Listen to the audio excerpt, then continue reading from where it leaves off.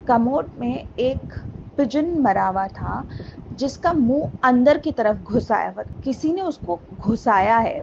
मुझे रूम में मूवमेंट्स समझ में आ रहे थे that there somebody in the room था। मेरी आवाज एकदम चोक्ड हो गई थी।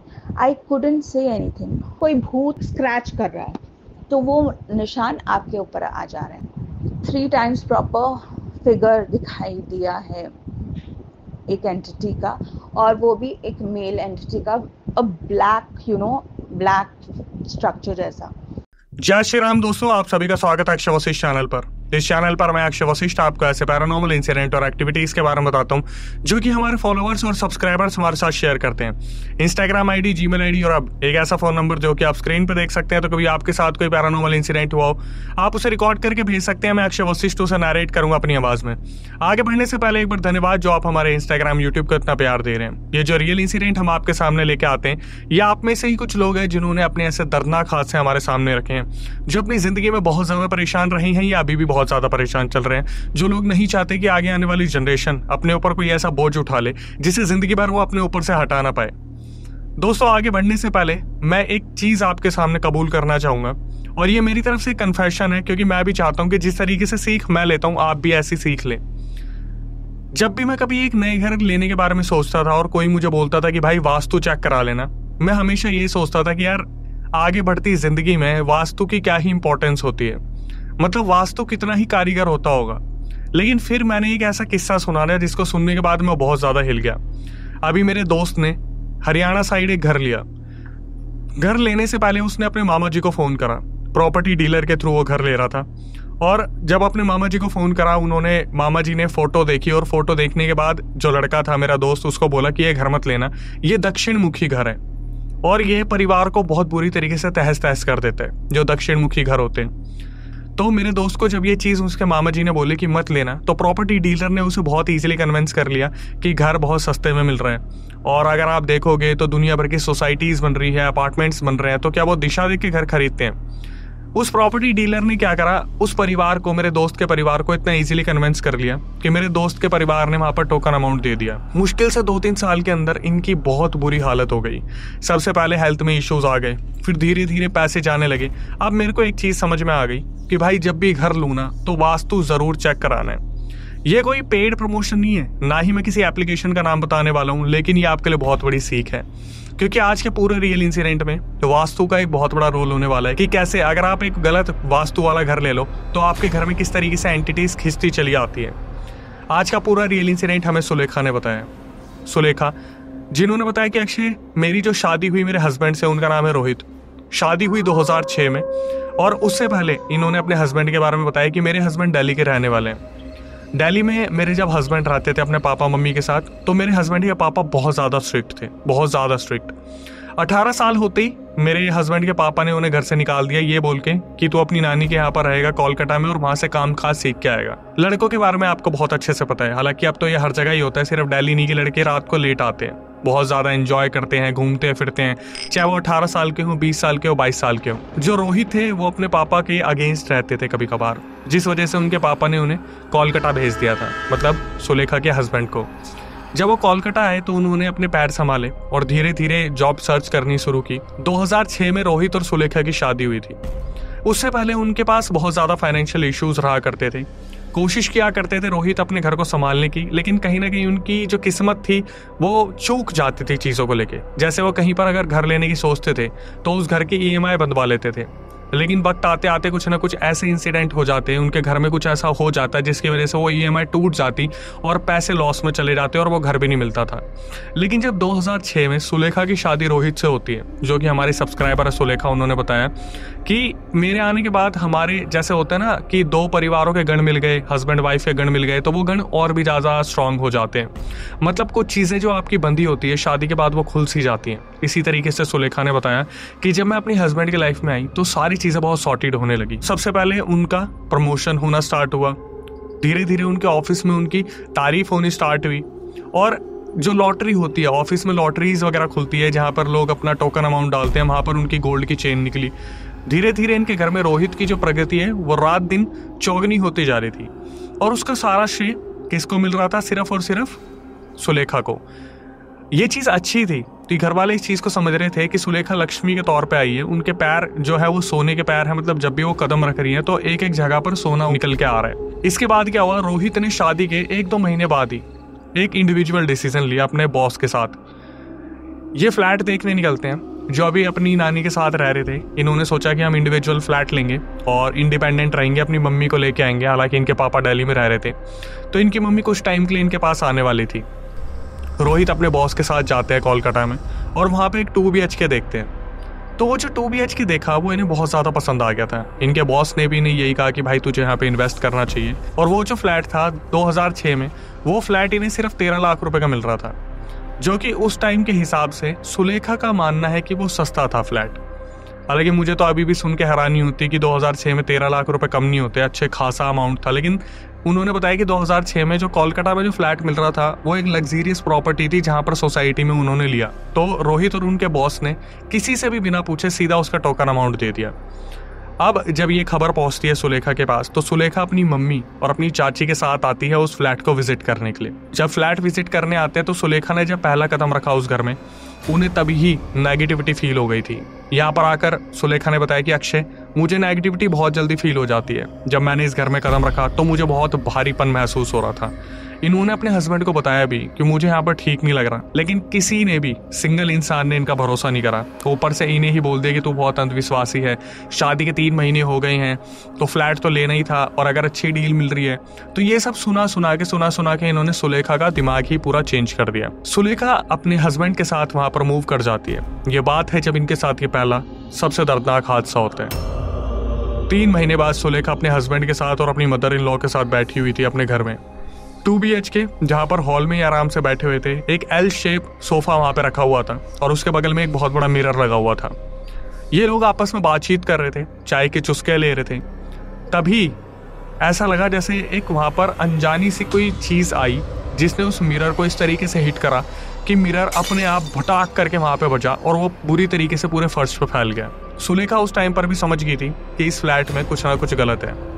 सुलेखा ने अपनी मदर इन लोगों को बहुत समझाने की कोशिश करी कि आप इनको समझाओ, टाइम रहते इस फ्लैट में कुछ पूजा पाठ करवा ले। हालांकि पूजा पाठ तो इन्होंने करवाया था, लेकिन फिर भी जैसे होता है कि माँ दुर्गा का पाठ करवा ले, हनुमान चालीसा का पाठ करवा ले, बजरंग बाण करवा ले, या फिर कोई भी ऐसा शांति का कुछ करवा ले जिस वजह से घर शांत हो जाए। नॉर्मल पूजा पाठ करवाई गई और उस घर में ये लोग रहना शुरू कर देते हैं। धीरे धीरे वक्त गुजरता रहा, जहाँ पर सुलेखा को अपने घर में बार बार कोई ना कोई होने का एहसास होता था। जो उनकी मदर इन लॉ थी वो कभी दिल्ली रहती थी, कभी इनके साथ रहने आ जाती थी, क्योंकि डिस्टेंस बहुत ज्यादा हुआ करता था। ये लोग कोलकाता के एक 2 BHK में रह रहे थे। कुछ ही टाइम बाद सुलेखा को पता चलता है कि वो प्रेग्नेंट हो गई है, जो कि एक बहुत अच्छी खुशी की बात थी। सब बहुत ज्यादा खुश थे। धीरे धीरे वक्त गुजरता रहा और फिर सुलेखा के साथ हुआ दूसरा हादसा, और ये दूसरा हादसा कोई छोटा मोटा हादसा नहीं था। जब ये 1.5 साल बाद डिलीवरी करती है अपने बच्चे की, जो पहला बच्चा घर में आता है, लड़का, ये बहुत ज़्यादा खुश थे। सारे के सारे बॉम्बे घूमने जाते हैं।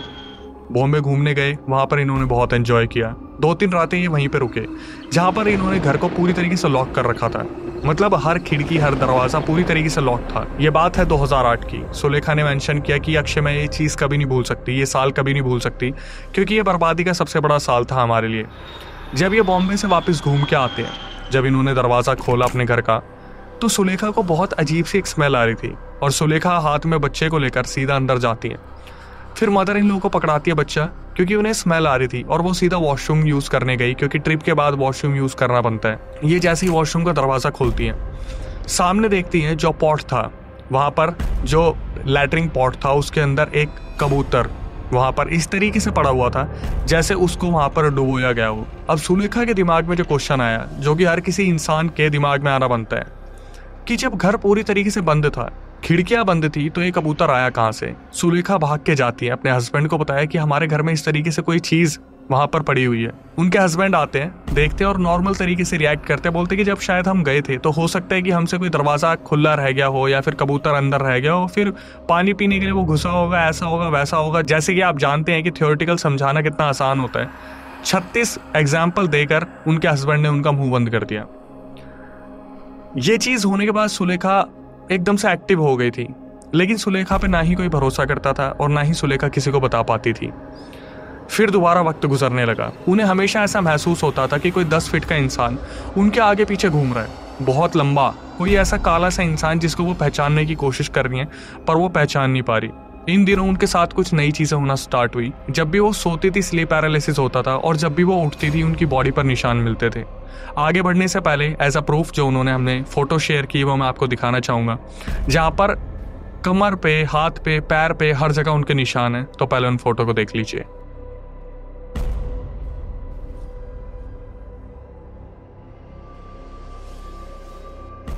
धीरे धीरे वक्त ने पूरी तरीके से इनका साथ छोड़ दिया। 2008 में स्टॉक मार्केट में इतनी ज्यादा गिरावट आई कि इनके हस्बैंड ने बहुत बड़ा एक अमाउंट लगा रखा था जो सारा का सारा क्रैश हो गया।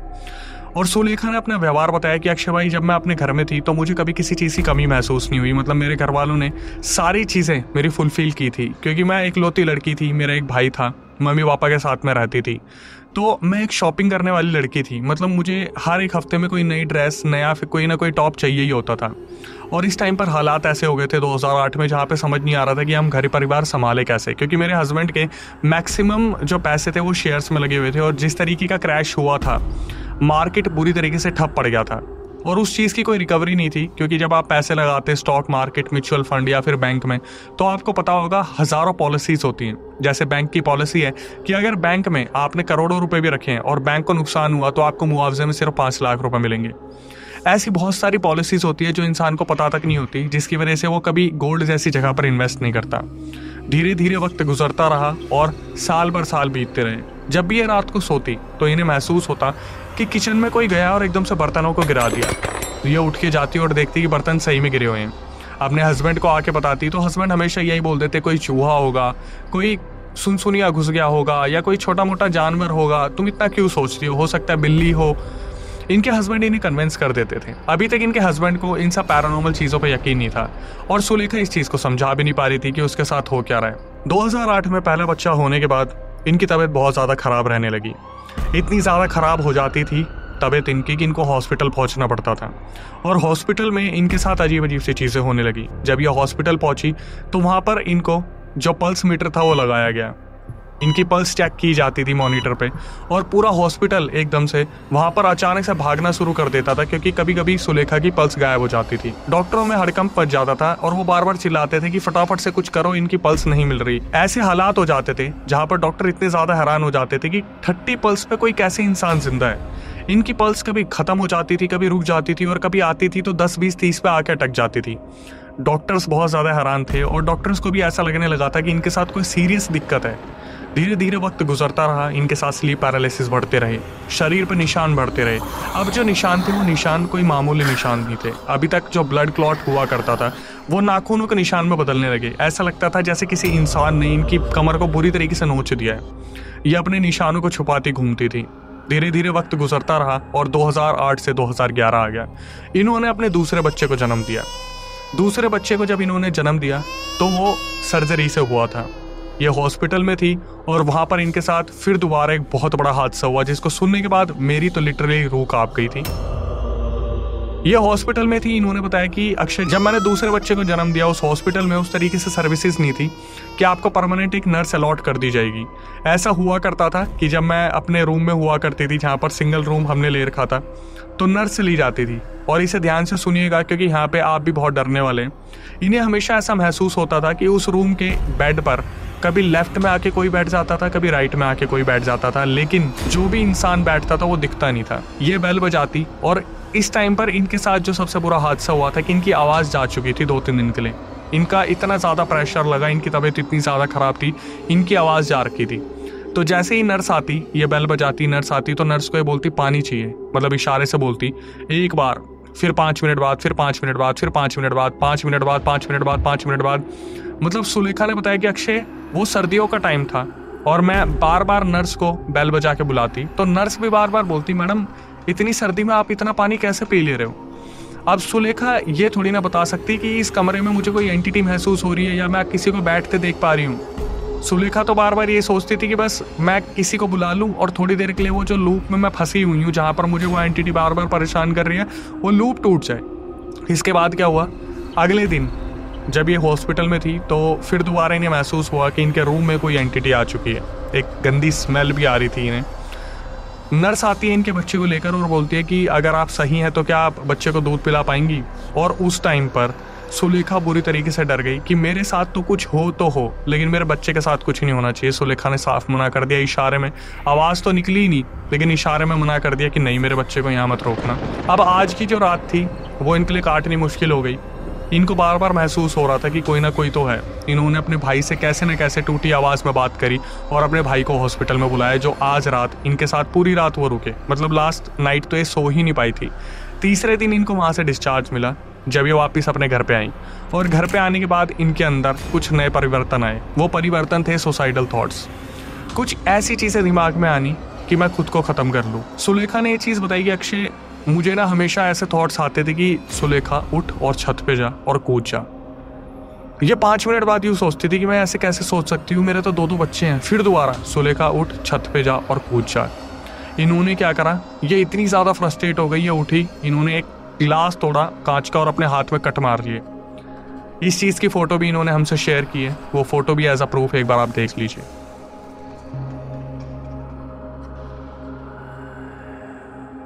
ये चीज़ होने के बाद इनके जो हस्बैंड थे इन्हें हॉस्पिटल लेके भागे। वहाँ पर इन्होंने ट्रीटमेंट करवाया और ये फिर वापस आई। बार बार इन पे केसेस से लग जाते थे। हॉस्पिटल वाले पूछते थे कि आप कर क्या रहे हो, मतलब आपके हस्बैंड आपको मारते हैं क्या। अब ये सुलेखा कैसे समझाए दूसरे इंसान को कि मेरे साथ क्या हो रहा है। घर वाले समझने को तैयार थे नहीं। इन्होंने एक बार का एक्सपीरियंस बताया कि रात को हम पार्टी करने गए थे, किसी दोस्त का जन्मदिन था, सुलेखा की ही फ्रेंड थी, किसी का जन्मदिन था, वहाँ पर ही अपने हस्बैंड के साथ गई। और काम वाली एक बाई इन्होंने हायर कर रखी थी, मदर इन लॉ भी थी, जो दोनों बच्चों को संभाल रहे थे।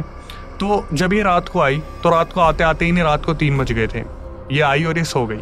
जब ये सुबह उठी तो इनके पूरे राइट वाले एरिया में बैक में ऐसे निशान थे जैसे किसी ने बुरी तरीके से डंडे से पीटा हो। इन्होंने जब अपने हस्बैंड को दिखाया तो हस्बैंड का तो एकदम से कलेजा बाहर आ गया कि ये हुआ क्या। हॉस्पिटल में गए, डॉक्टर को दिखाया तो डॉक्टर ने सीधा सीधा बोल दिया कि आपको पक्का किसी ने मारा है। और उन्होंने इतना भी बोल दिया अगर आपके हस्बैंड ने मारा है तो मैं आपका सपोर्ट करूंगा, पुलिस वालों को बुला लेते हैं।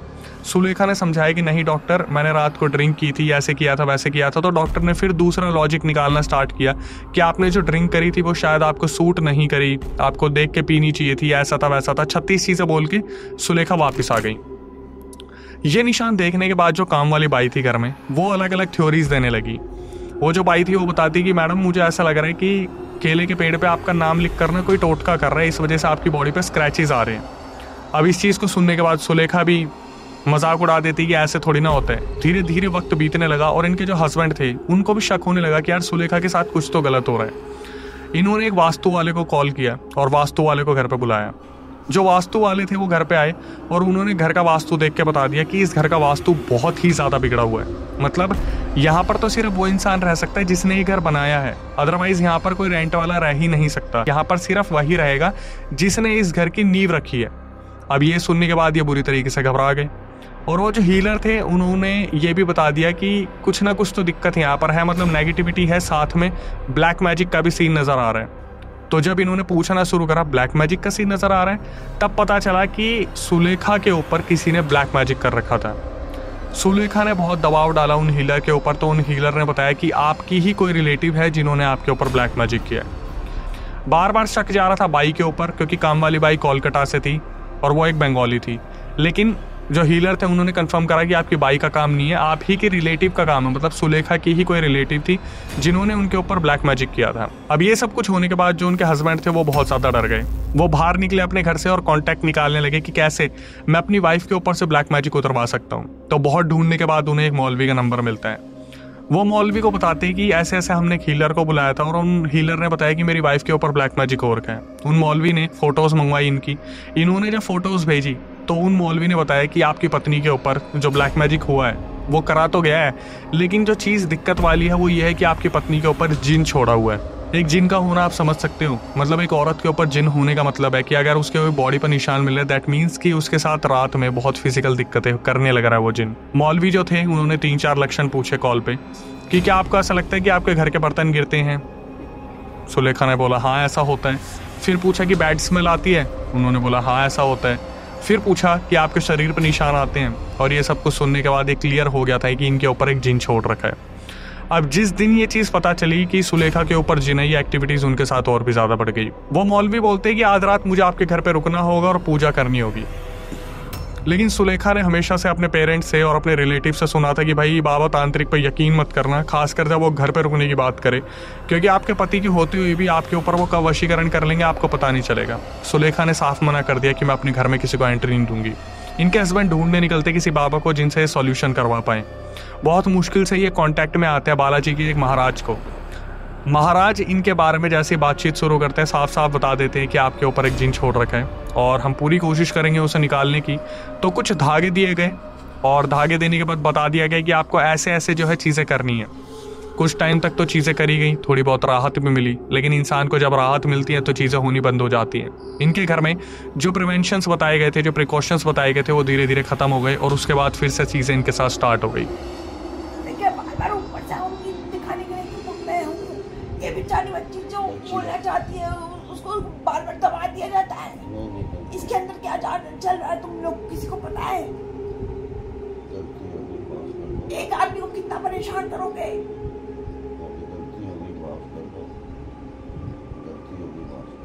बेचारी बच्ची कुछ बोल नहीं पा रही है तो तुम लोग अपनी इसके साथ अति कर रहे हो। मैं छोड़ के चला जाऊँ ये बच्ची मर जाए, बच्ची को इसे तो कोई देखता ही नहीं है। अच्छा देखेगा, हम देखेगा, बच्ची को तकलीफ हो रही है। आप खुद सोचिए, एक औरत है जो 2006-8 से लेके अभी 2025 तक परेशान चल रही है। उनका मानना है सुलेखा का कि उनके घर ने उनको इस तरीके से बांध दिया है कि वो लोग बाहर भी नहीं जा पा रहे हैं। अभी उन्होंने हमसे कांटेक्ट किया है और जिस तरीके से उन्होंने बोला है कि मेरे पास इतने भी फाइनेंशियल फंड्स नहीं है कि मैं आपको दे पाऊँ, तो किसी साइकिक को कनेक्ट करवा के प्लीज़ हमें सॉल्यूशन की तरफ लेके आइए। आज मैंने रिकॉर्डिंग सुनी, मैंने इसे कवर किया, अब मैं उनकी हेल्प की तरफ जाऊँगा। 2025 आ गया जहाँ सॉल्यूशन की तरफ आगे बढ़ने की कोशिश कर रहे हैं। आई होप हम इनकी मदद कर पाएँ। बस मैं यही आपको कहना चाहूँगा कि जैसे हर रियल इंसिडेंट में हम आखिरी में आके देखते हैं कि सॉल्यूशन मिल गया, सॉल्यूशन मिल गया, कुछ इंसिडेंट ऐसे होते हैं जहाँ पर कर्स चलते आ रहे होते हैं। और मैं आपको साफ साफ बता देता हूँ कि इनकी जो रिलेटिव थी उनका नाम भी इन्होंने जो है बता दिया है, लेकिन मैं उनका नाम नहीं आपको बताऊंगा क्योंकि हो सकता है कल को उनके परिवार के जब ये वीडियो देखें तो बहुत बड़ा कन्फ्लिक्ट हो जाए। लेकिन मैं इतना आपको बता सकता हूँ कि उनके खुद के ही खानदान के लोग हैं, मतलब सुलेखा की फैमिली मेंबर्स में से ही कोई था जिन्होंने उनके ऊपर ब्लैक मैजिक किया। अब सुलेखा जब हमारी वीडियो पर कमेंट करेंगी कि उनका रियल इंसिडेंट है और जब मैं पिन करूंगा तो आप उनसे खुद पूछिएगा, अगर वो कंफर्टेबल होगी तो वो बता देंगी। इसके बाद हमेशा से जो मैं आपको समझाता हूँ moral of the story conclusion में कि भाई घर तो देख के रखिए ही रखिए, नया घर लीजिए तो पूजा पाठ करवाइए, लेकिन अब आपको सावधान रहने की कोशिश करनी पड़ेगी क्योंकि आपके आसपास के लोग बहुत ज़्यादा एक्टिव हो गए हैं ब्लैक मैजिक को लेके। इन्होंने जिस फैमिली मेंबर का नाम लिया मैं तो सोच भी नहीं सकता था कि ऐसी भी औरत कोई इन्वॉल्व हो सकती है जो ब्लैक मैजिक इनके ऊपर इस तरीके से कर देगी। अभी मुझे पता है एक बहुत बड़ा सस्पेंस बन रहा होगा, लेकिन हम जब बात करते हैं एक जिन जैसी एंटिटी की, एक ऐसी एंटिटी जो अपने से ऊपर ना ही किसी को समझती है और एक औरत के साथ सब कुछ गलत करने की पावर रखती है, जब तक कोई नहीं हटाएगा वो जिन नहीं हटेगा। खुद इमेजिन कीजिए कि अभी आप वीडियो देख रहे हैं और लाइट ऑफ करती है आपके साथ, अगर वो जिन खड़ा हो जाए आके तो आपको कैसा लगेगा। हालांकि डराने का मेरा कोई मकसद नहीं था, लेकिन बस इस गंभीरता को समझिए कि अगले शख्स आप भी हो सकते हैं जिसके ऊपर ब्लैक मैजिक हो सकता है। और ब्लैक मैजिक होता तो फोटो से भी है, लेकिन वो इतना पावरफुल नहीं होता जितना आपके डीएनए से होता है। तो अपने डीएनए को बचा के रखिए, अपने बाल, नाखून, खून और स्किन के टुकड़े या फिर कपड़े, सब कुछ जो यूज़ करी चीज़ें हों उन सबको आप संभाल के रखिए। इस तरीके से रोड पे मत फेंक दीजिए कि कोई उनका इस तरीके से यूज़ कर ले कि आप अगले शिकार बन जाए। फिर भी मैं यही कहूँगा जो नए व्यूअर्स हमारे चैनल पर आए हैं, चैनल को सब्सक्राइब कर लीजिए, बेल नोटिफिकेशन ऑन कर लीजिए, क्योंकि आपका खुद का चैनल है। आपके सारे रियल इंसिडेंट जो आप हमें भेजते हैं हम आप तक पहुँचाते हैं। जो नए लोग आए हमारे चैनल पर उनको हम हमेशा ये कोशिश करते हैं कुछ ऐसी अवेयरनेस दे पाए जहाँ पर वो लोग सीख पाए कि किसी गलती किसी के लिए कैसे सीख बन सकती है। इसके बाद यही कहूँगा कि हमारा मोटिवेशन सिर्फ ये होता है कि चैनल को आप सब्सक्राइब कर लीजिए, उससे ज़्यादा हम आपसे कुछ नहीं मांगते। इसी तरीके से हम रियल इंसिडेंट लाते रहेंगे, कमेंट पिन करवाते रहेंगे और फिर आप उनसे पूछ सकते हैं कि उनके साथ क्या बीत रही है। इसके बाद हमारा दूसरा चैनल है जिसका नाम है अक्षय वशिष्ठ हॉरर शो, जो कि हमारा पॉडकास्ट शो है जहाँ पर ऐसे ही लोग आके अपनी आप बीती बताते हैं। वो हमारे लिए बहुत ही ज़्यादा खास है क्योंकि लोग आके अपनी आप बीती बताते हैं। सोचिए कितना मुश्किल होता है अपनी सारी चीज़ें बताना। तो उसको भी जाके सब्सक्राइब कर लीजिए, बेल नोटिफिकेशन ऑन कर लीजिए। और इसी के साथ साथ अगर आपको लगता है कि आपके साथ भी कोई घटना घटित हुई है और आपको लगता है आपको कैमरे पे आके बताना है, तो उसकी प्रक्रिया मैं आपको बता देता हूँ। स्क्रीन डिस्क्रिप्शन पे आपको हमारा व्हाट्सअप नंबर दिख रहा होगा, उसमें पूरा रियल इंसिडेंट रिकॉर्ड करके भेज दीजिए और मेंशन कर दीजिए मैं पॉडकास्ट में आना चाहता हूँ। एक बार रिकॉर्डिंग को रिव्यू किया जाएगा, उसके बाद आपको बुलाया जाएगा। दिल्ली में हमारा सेंटर है, हम सामने बैठेंगे, आपस में डिस्कशन छेड़ेंगे और फिर जनता के लिए कुछ ऐसा अवेयरनेस निकालेंगे ताकि वहाँ पर जनता भी सीख ले पाए। इसके बाद कभी आपके साथ कोई पैरानॉर्मल इंसिडेंट हुआ हो, आप उसे रिकॉर्ड करके भेज सकते हैं। मैं अक्षय वशिष्ठ उसे नरेट करूंगा अपनी आवाज में। प्रक्रिया बिल्कुल सेम है, स्क्रीन डिस्क्रिप्शन पर नंबर है। इसी तरीके से इंस्टाग्राम, यूट्यूब को प्यार देते रहिए। फेसबुक पे हम अभी अवेलेबल नहीं है। अगर आप इस वीडियो को फेसबुक पर देख रहे हैं तो अभी कभी इस पेज को अनफॉलो कर दीजिए, क्योंकि आप बहुत बड़ा बढ़ावा दे रहे हैं उन लोगों को जो हमारी वीडियोस को फेसबुक पे पोस्ट कर रहे हैं। हमारा फेसबुक पेज अभी हैक हो चुका है, हम उस पर अभी एक्टिव नहीं है। इसके बाद माँ बाप को जितना ज़्यादा हो सके प्यार दीजिए। अपने घर का थोड़ा सा ध्यान रखिए। टाइम टाइम पर पूजा पाठ करवाइए। हर 6 महीने 1 साल में हवन करवाइए। अपनी जेब से थोड़ा सा खर्चा कीजिए। जितना ज़्यादा हो सके पूजा पाठ कीजिए। घर में पॉजिटिविटी रहेगी तो काम बनते भी नजर आएंगे।